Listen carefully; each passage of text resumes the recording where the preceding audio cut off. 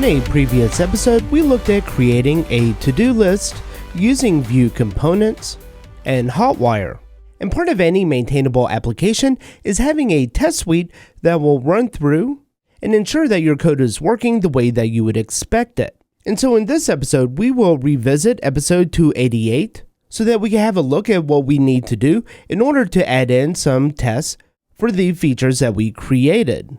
And specifically for that episode, we had two different components. We had the component where we can display out the to-do item. We can mark it complete or make it active again. And then we can also create a new item and it gets added into our list.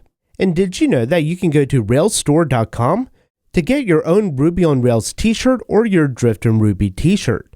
So be sure to check that out and use the promo code RUBY for free shipping within the United States. To watch this full episode and more videos, visit driftandruby.com and subscribe to the Pro membership.